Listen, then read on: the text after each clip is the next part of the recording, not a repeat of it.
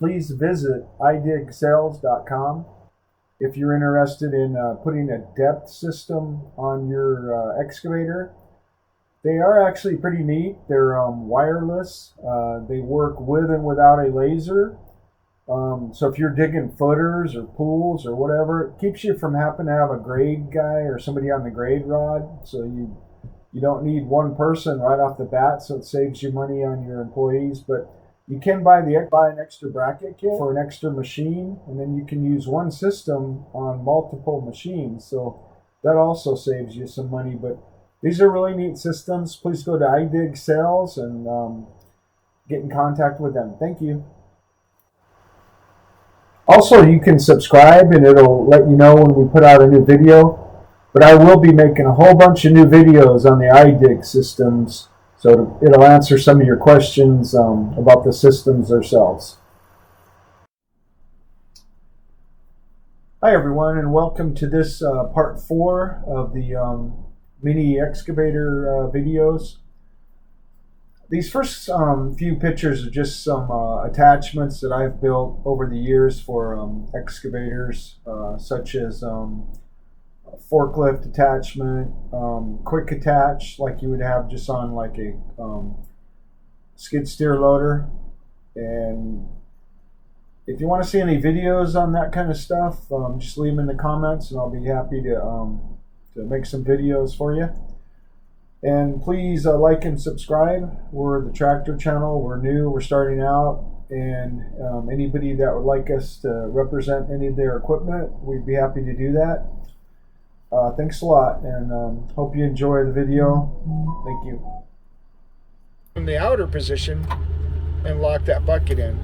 So when I come up here now and I pick it up, my bucket is locked in. And if I go and I can see it, I can see that that pin is actually in place and that bucket is locked in. So if I go back with my boom to get my get it back in the center there,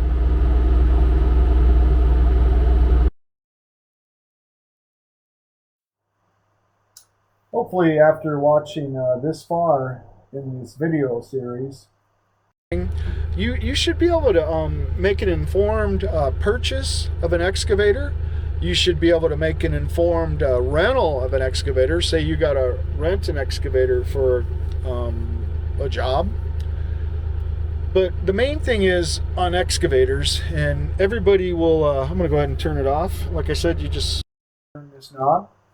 And I did forget to tell you guys that this one does have the IQ on it, an IQ telemetric system on it, which is kind of neat because you can go on your phone and you can see how many hours an operator put on a machine. It does have a lockout system on it, so if after a certain amount of time, I think it's a half hour, it goes into the lockout procedure, and you have to put a code in it to start the machine. But with the telemetrics, it also has GPS for theft, which is kind of nice. But say for instance, you bought a machine and your guys are supposed to take that machine back to the yard at night and not do side jobs or anything with it. The telemetrics is pretty neat because the GPS will actually tell you, what hours the machine ran, where the machine was at, with the GPS.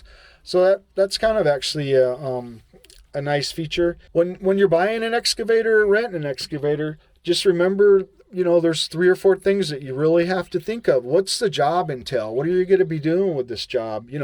Are you digging 50 foot deep, or this one will dig 11 feet deep? So it'll pretty much handle most of the jobs. And the thing nice about it is you can get into real tight access with it because it'll fit through a 6-foot gate.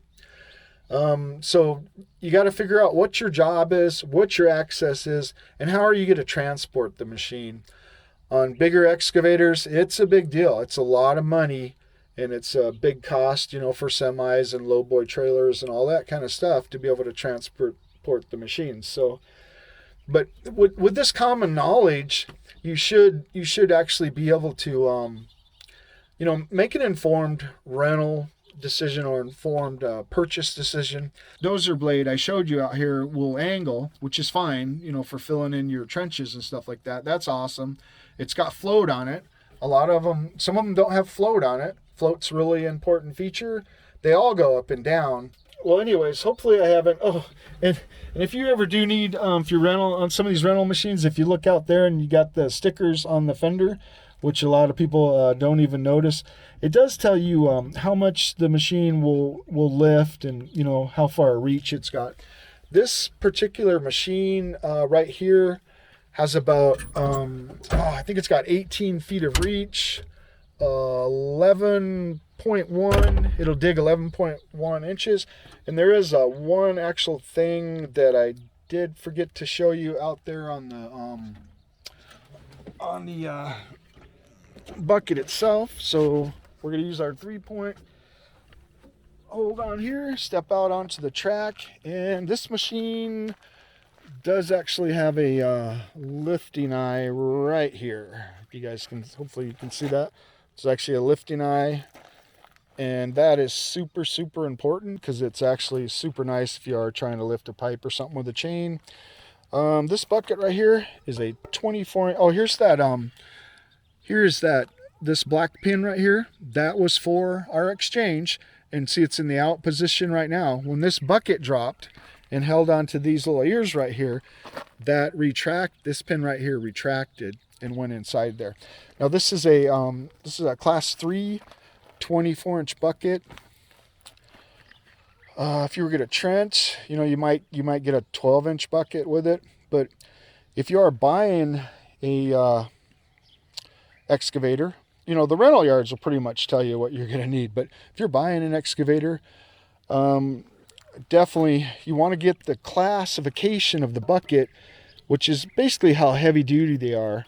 Like this one right here, it tells you it's an MX3, which means it's a class 3 bucket. So the heavier duty the excavator is, the higher the class is. Class 1 would be for your tiny little excavators. These are class 3 buckets. The size goes up, and then also how heavy duty the buckets are.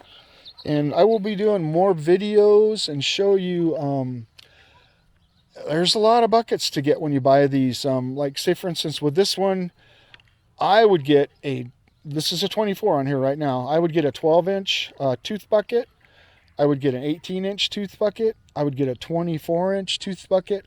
I would get a 48-inch smooth bucket, or some people call them grading buckets or ditching buckets. And I'll actually, I'll do a video on all the different buckets and show you why, because some people would think, why would you want a 48-inch smooth bucket? Well, it's awesome when you're doing landscaping work like that. And then I'll actually, I'll pair it up with a power tilt. You'll see that you'll be able to get tilting buckets also, which is nice if you're trying to make a ditch somewhere or doing landscaping work. But generally when you're using your tilting buckets, you'll always use a smooth bucket and not a tooth bucket. So you would get a 48-inch grading bucket. And even on those tiny little micro excavators, a lot of the guys will get like the 36-inch smooth bucket with them. On some of the tinier excavators, they're a little hard. See, the thing about it is, and you'll notice, if you ever look at like the super cheap micro excavators that are imported, they don't have a very good hydraulic system in it. Kind of like when you put a backhoe system on a tractor, you're using the the flow on this, I'm pretty sure is 16.9 or something like that. It's pretty good flow for if you were going to use a breaker system on there or something. But this actual excavator right here has a very powerful hydraulic system, so you can move all your functions at one time. When you put a backhoe attachment on a tractor, you only have one section of a pump you're able to use on that, whereas this one's probably using 3 or 4 sections of a pump to run everything at one time.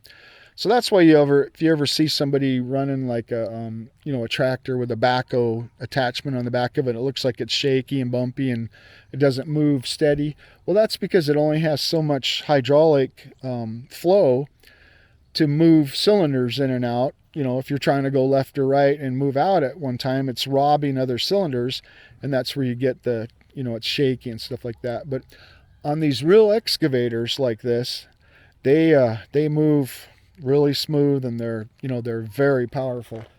And like I said, with this excavator, it's kind of the 3.5 ton model. Weighs in at about 9,000 pounds. They do up the rating to 3.9 tons, and that is because of that added counterweight and then the 33 horsepower turbo diesel engine. So there's just a lot to there's a lot that goes into these things. But if you have any questions, I'd be happy to explain anything to you.